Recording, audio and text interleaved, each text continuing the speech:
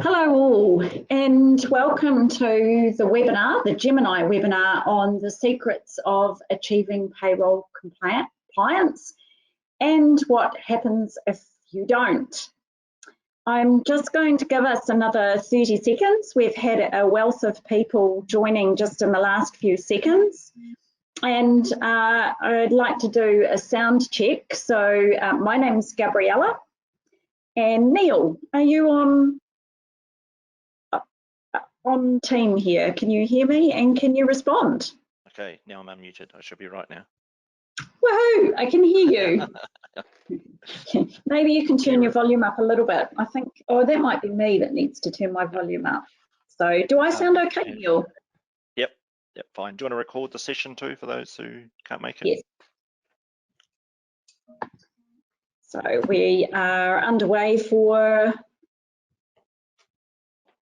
recording. I've just had someone say they can't hear me. Could someone in the audience confirm whether you can hear Neil and I?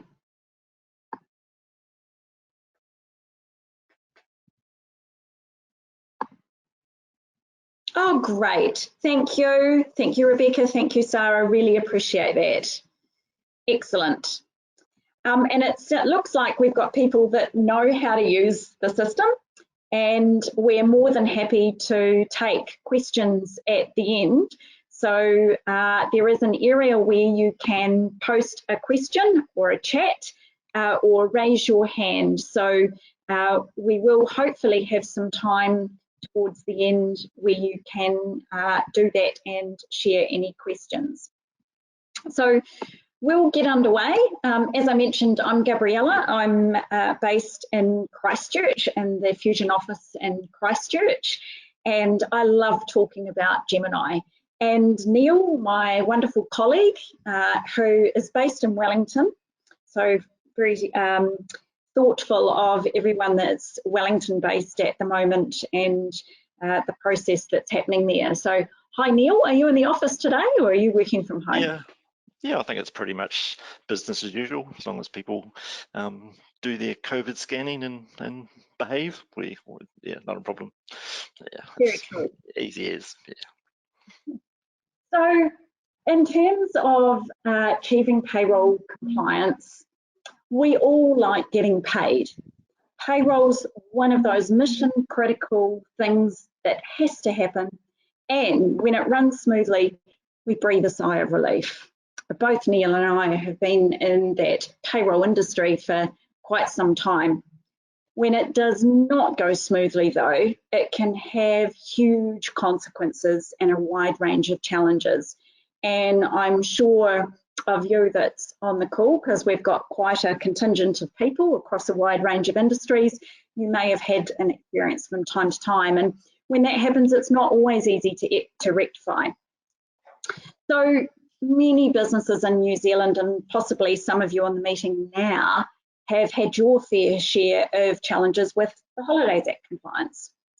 And we would have to say that here in New Zealand, that's undoubtedly been our customers' largest issue with payroll over the last few years. Some of those other common challenges that we face as payroll specialists, though, are sometimes due to the systems that we use. And look, this list that we've put up here is not an exhaustive list, and I'm sure that you can add another 10 or 20 quite easily. So Neil, why are some of these challenging to customers? A lot of it is the understanding. So probably the first one, moving an employee from a casual to a permanent, that's a pretty easy process. But have you covered all the fields that you need to do? So changing their status is one, changing their hours is another. Maybe you also need to change their hourly rate to a salary. Leave tables, give them a sick leave table because they were a casual and they weren't entitled to sick leave and now they are. It's the understanding of knowing all of the different fields by just doing one simple change and going to multiple screens and multiple places to change it for one employee. It can be time consuming and error ridden if you don't know all the fields to change. Your And user guide lots gets of pretty big. mouse. Yeah, lots of Lots fields. of mouse clicks. Yeah. Because those mid-cycle starters and leavers, and I've actually personally, we have come across organisations that only take people on at the start of the cycle because it's too hard for their payrolls to actually manage the difference in a pay if your pay is fortnightly and you're starting mid-cycle. And the same when people are leaving. So when it comes to mid-cycle starters and leavers, all systems are not equal. And sometimes it can be manual calculations outside of systems to actually manage that process. Back pays, Neil, huge issue, isn't it, across customers? Yeah, it's can be quite a process to calculate back pays for people. A lot of the process, I think, can be better enhanced with better systems if people are giving the information to payroll either ahead of time or on time rather than quite delayed. Payroll seems to be the last to know, and if you do start pushing that information out to managers and people, then they can get that information in a bit quicker.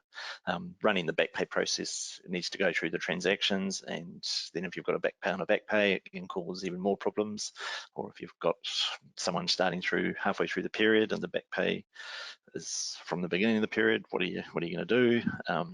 So yeah, it's not just as easy as running a back pay report for some employees. Then you've got to check it, then you've got to pay them, you've got to give the information to the employee. Yeah, it's a bit of a process. Much better if you get the information on time. And just like we've talked about moving employees from casual to permanent, there are those challenges around having people changing work patterns. So, you know, someone who's 20 hours a week has moved to 40 hours a week, or 40 hours a week to 37 hours a week, and what that effect is on leave. So certainly a big issue across customers on all, many systems.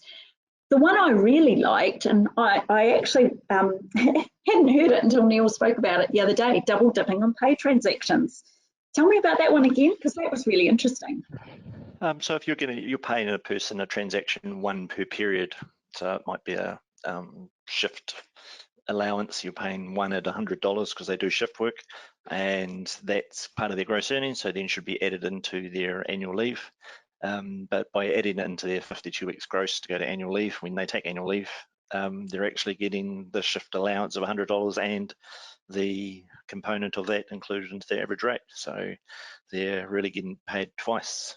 So you should be reducing the one per period allowance and then paying it as part of the annual leave average. So this is probably the biggest ones that went through police, and that is where they weren't including it, but paying it, which is fine until that person stops receiving the allowance, and then it should be included into the average. It's a bit of a complicated one to explain to employees. When they take leave, they see their one per period allowance being reduced, and they're going, that's not fair, I'm being paid less when I take leave. But it's just been transposed to a different place, I suppose. Yeah. Some companies go, oh, this is just too hard, we will pay both, and that's where the double dipping occurs, and now they're overpaying or paying people more than they should or need to. Yeah. In unrealised public holidays, we see that a lot in the tenders that come through and the requirements of new systems. It appears to be a real challenge in some of the traditional systems too, Neil. Yeah, it's the flexi workers, the people who do shift works, whether they get Christmas Day and Boxing Day on Saturday, Sunday, or Monday, Tuesday, and you can have every employee could be different. The transferable holidays is where it's the most complicated, and I don't think that's going to get any easier with the Holidays Act changes that are coming through. People will still be able to transfer their days. So it's setting up a roster, setting up their work pattern roster, and also knowing which day is their day to which day is their public holiday, or leads on to sick leave. What is a normal working day? If they work a public holiday, should they get an alt day? Yeah, so having a good employee master file of showing what their component is and what their work pattern is and what their holiday is. It's compulsory pretty much, yeah. We feel really privileged. Neil has managed to be on the review team for the Holidays Act changes upcoming. So it's great to get that insight in terms of some of the conversations that are happening. So thanks, Neil. There's actually, oh, sorry, just to mention that there's actually a big article come out today on the employment website, which is part of the task force, and their recommendations and a letter from the minister. So it's quite a fair bit of reading today, and that's just become public. So gives the recommendations, and yeah, I won't spoil too many surprises, but there's not much to change for the weeks. Still be weeks of annual leave and days for BAPS, but yeah, there's a few good. Cool. Now I'll be going and having a look at it after the webinar. Multiple roles, multiple rates of pay, multiple contracts. Probably need to say no more. Flexi leave is one that we're coming across a lot, and we're seeing this a lot. Actually, we first saw it a lot in Australia and a lot of the government customers over there, and we're seeing it now in New Zealand. And it is around those flexible working day patterns, flexible leave options that come with working over and above planned work hours, and being quite creative and rewarding to employees for their well-being around flexible leave.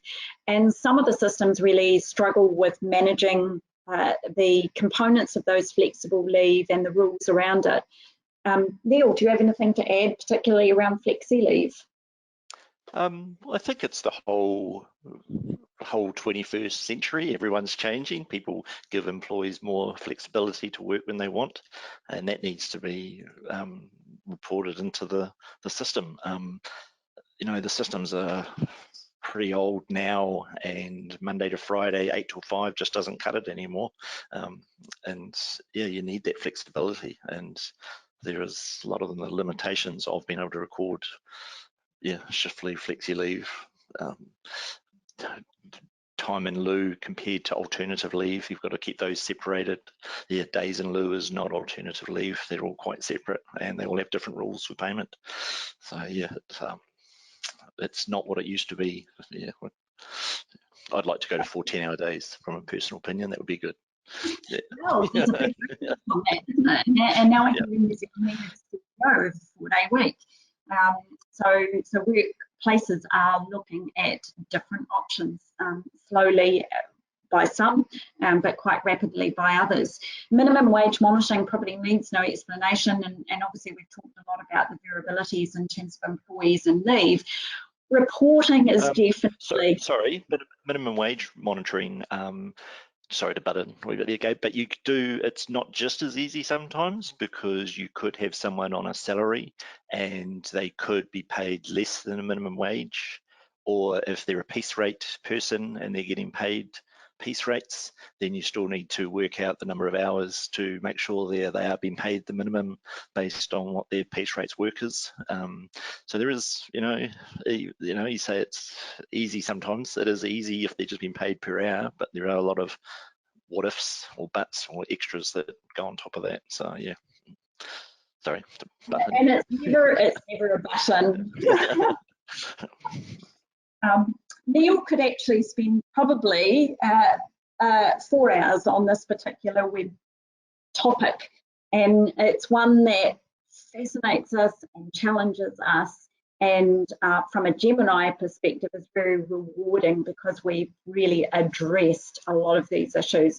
And reporting is one of our big things. When we think of those traditional systems that are on the market, and just the real challenge and difficulty, not only of actually getting the data out of some of the legacy and older systems in the market, but also the fact that those report writers in those solutions are very proprietary. So I don't want to mention names, but maybe I could mention two, because we support those solutions, looking at Pay Global, and Pay Global is proprietary and it's only in Pay Global. Jade Star, the reporting is a Jade Star developed reporting tool, rather than using a normalized product across the market. So anything you can add on reporting, Neil? Yeah, it is a technical IT task to create a lot of reports out of the old systems, making sure that the data is there in the tables and making sure the data is correct.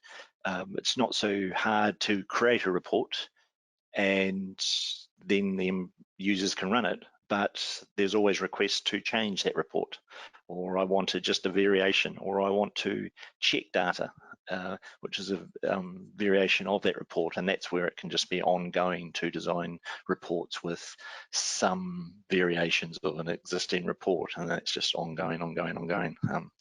It is a big headache for those that don't able to be an expert IT person and run their own reporting suite.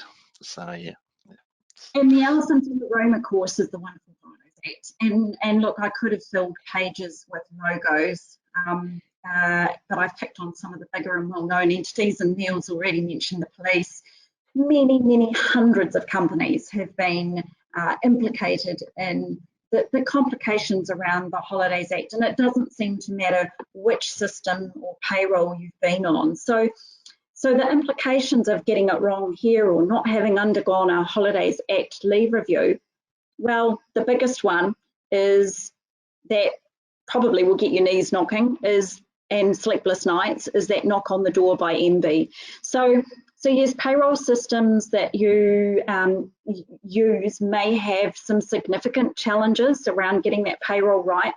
And however, or whatever your system are, there are some things that you can put in place. And we're huge advocates of the leave review. So if you've not undergone a leave review, do. The benefits far outweigh not doing it. And at Fusion 5, we're more than happy to help you with no matter what system you're on. I just want to reinforce that. More than happy to help you with leave reviews. So a lot of that, Gabe, is you should be able to work out the rate manually on a calculator and a piece of paper and a pen and make sure it compares to the system. So it's having the understanding of how the Act works, not just assume or put your head in the sand that, oh, this is always right. It's the calculation could be right, but the data that it's doing the calculation on might be incorrect or not available. So understanding the Act outside of the system is a big deal, and a lot of people put their head in the sands and just don't want to know. Good point, really good point. And there's some actually quite good courses. NZPPA do some quite good courses around Holidays Act calculations. So don't get us wrong here, we love to help. Foremost common request for help. However, have a look at what your payroll users are asking of their vendors. Review your reporting. Are they relevant? Are we getting the reports we need from our system? Is it easy enough to get the reports from our system? And if not, why not? Be aware if contracts change, chances are your system needs to change too. So that alignment between HR and payroll. Unless you're an experienced system administrator, you may not have the ability to remember how to make those changes correctly in your system. Sometimes it is very much a use it or lose it skill. So if you're not doing changes and setting up transaction rules and business rules and awards and contract rules all the time, then that's where we're getting, or vendors may get that assistance to help. And of course, when it comes to reporting, you must have heard the WYSIWYG, what you see is what you get. So incorrect data in, incorrect data out. So an imperative in terms of making sure that obviously systems are up to date. So take the time to know your system, and those spot checks you talked about, Neil, really great idea.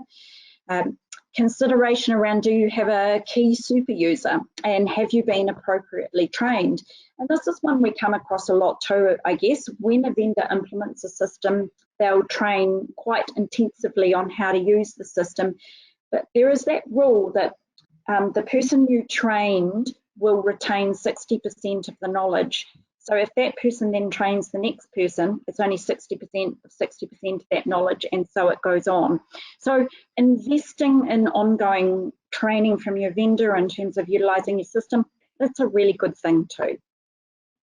The amount of times that we get asked, or we ask the client, why do you do it like this? Oh, that's what I've always done. That's what I got shown. That's what I've done.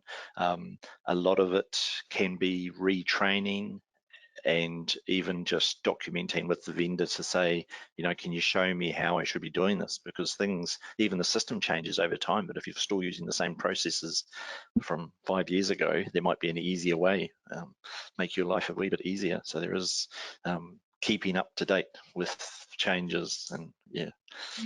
So if you have a really good payroll manual, and I hope you do, in terms of how you do payroll in your system, making sure that's up to date too as changes come through. So those secrets that you've all been waiting for achieving payroll compliance, these are some things that you must have. Why are dates really important? Why is date effectiveness such an important thing? Think of transactions, think of ad hoc cycles, mid-starters, mid-leavers, terminations, back pays, allowances or deductions set for periods of time, future dating allowance and deductions and transactions. Date effectiveness is an absolute must. And if your system is not truly date effective, it will be causing you manual workarounds. So a payroll system that lets you set the right accumulators, that's really important too. Neil, do you want to help me with that one? Well, that's all related to the Holidays Act. So if you don't set the right accumulators, you know, the most basic one is, should I be paying this person a taxable allowance or a non-taxable allowance? Most people get that right first time, and they do question it, but do they question, should this go into average weekly earnings or ordinary weekly pay or the 4-week? And that sometimes doesn't get answered and is not included, and then that person's not paid their annual leave correctly. And then it's a redo of those accumulators back in the past. So take care, Yeah, be aware. Yeah. Be quite challenging with setting up the correct accumulators on transactions. So correct data. Neil's already talked about that sort of manual check, but does your system have validation in particular areas? Does it have warnings of things? Is it actually allowing you to make sure that you have the correct data in? And are there little wizards that will take you through the mandatory data that needs to be set up? So data accuracy, absolutely important. Loading full-time is full-time or part thereof, but all those little small issues that really help get the correct payment and the correct day's work. So set and forget, absolutely not. However, is your system easily changed? Is your system easy to review?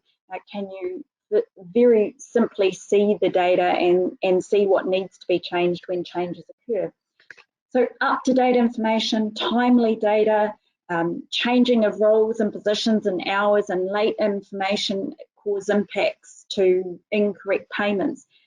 How do you manage a timely data process, whether that's leave or time worked, increase in payment of salary rates, changing reporting lines? How do you ensure that the reporting that you have today is correct of today? So there's a lot of things around that. There's automation of processes, there's workflows, really important to have in really good payroll systems, and also the warnings and the validations, and having good warnings and notifications of anything that might be delayed. So recognising work patterns, some systems have some limitations around that. So does your system allow for either your standard work patterns in the organisation or even employee-specific work patterns, so that all those components about pay and leave are accurately shown and reported on and paid.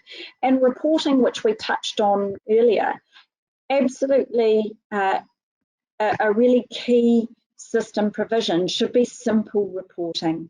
All your basic payroll reports should be there, but that ability to actually interrogate data easily yourself, to create ad hoc reports yourself, all those ad hoc kind of report requirements, and making sure that your system is able to show them or produce them easily, and have different people seeing different sets of data based on privacy and security profiles within the system. So just a handful of items which we really know are key drivers in providing really good systems and simple systems to use. So sometimes you have to say a payroll solution has done its dash. So we've had it for 10, 12, 15, 20 years, and I'd like to add, actually, we do know that the average market churn is 12 years, although here at Fusion 5, we've got some people on our systems who've been on the same system for 30 years. So we like to think that that's actually an accolade of the support service and depth of functionality in the product.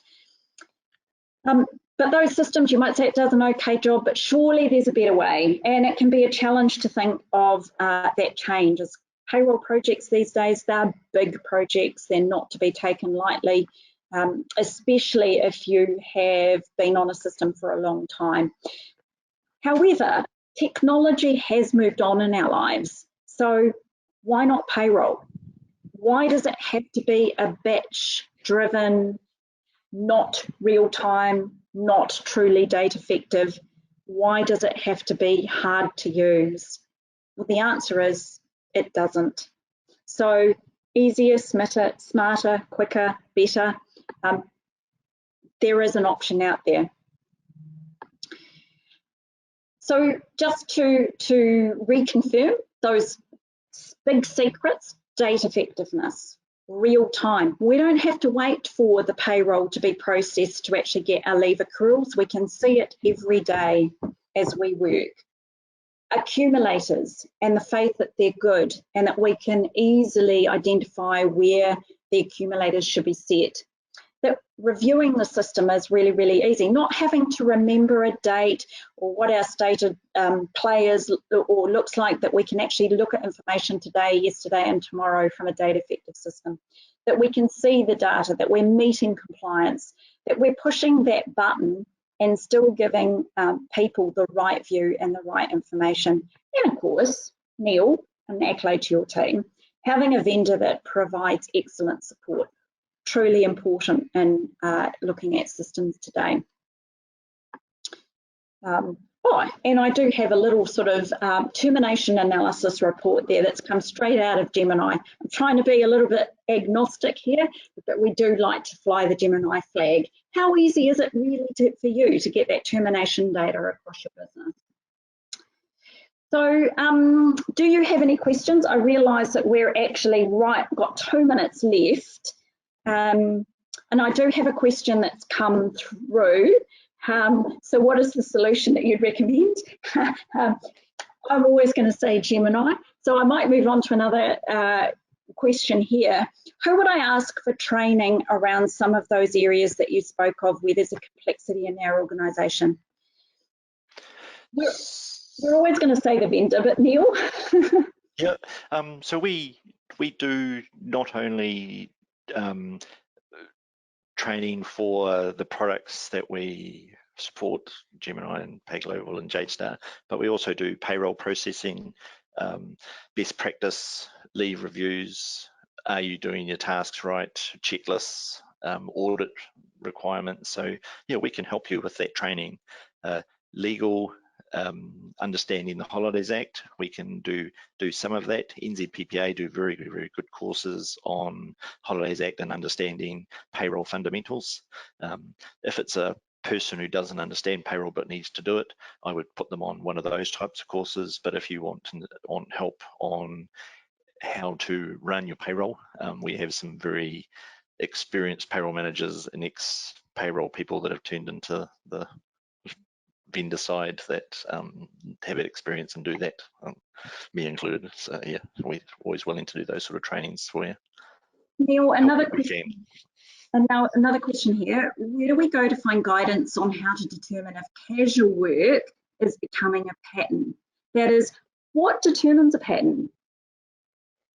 So the Act is clear on if the person does an average 10 hours per week. I think it's 10 hours per week over the last so many weeks, or so many hours on average. I haven't got the act in front of me, and that would give them the entitled to the sick leave.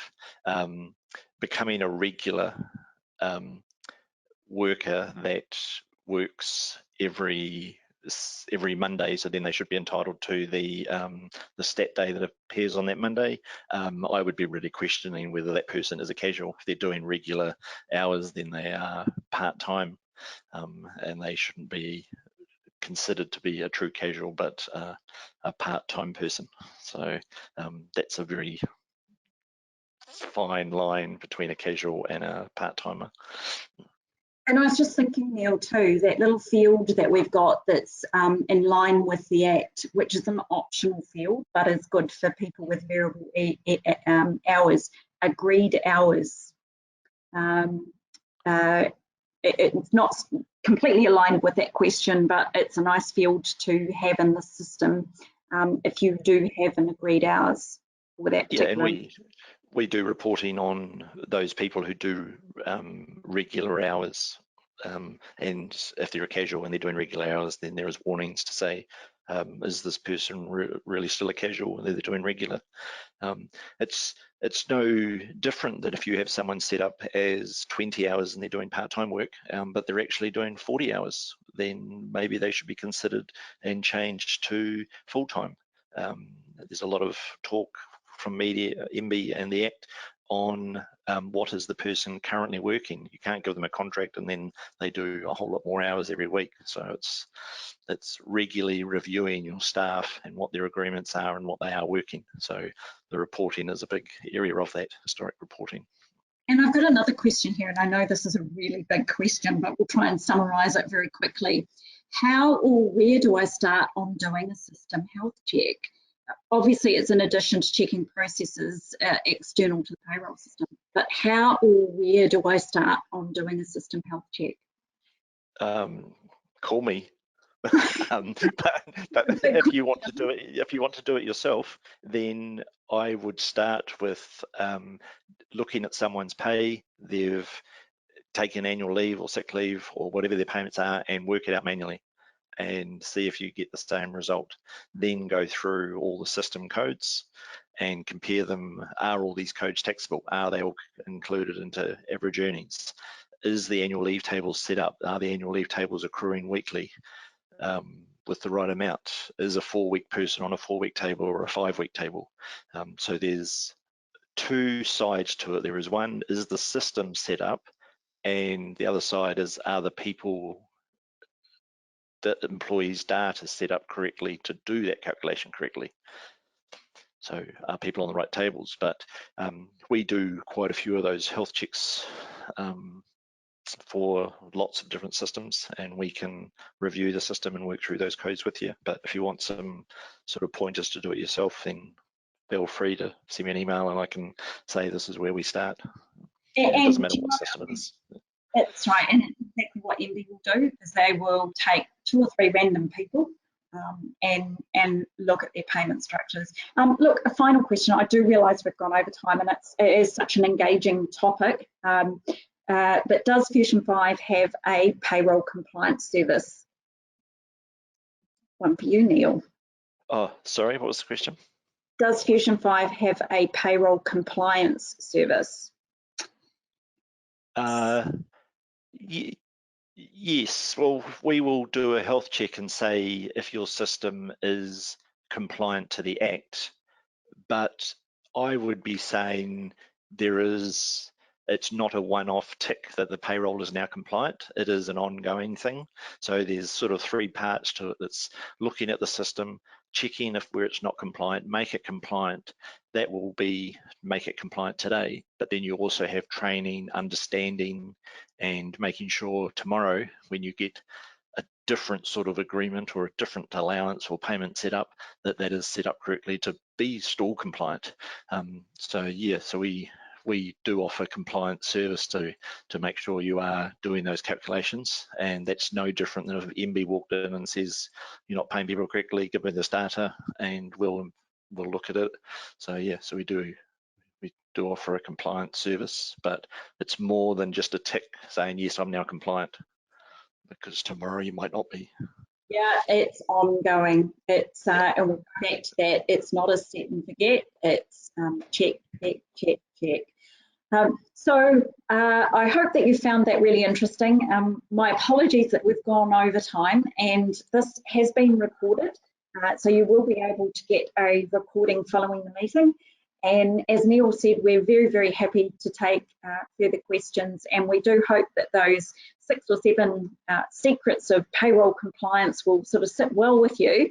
And we hope to see you at the next Jemini web meeting. So thank you very, very much for your attendance today. Thank you so much, Neil. It's always good Thanks, chatting Gabe. with you. Cheers. Thank you. Bye.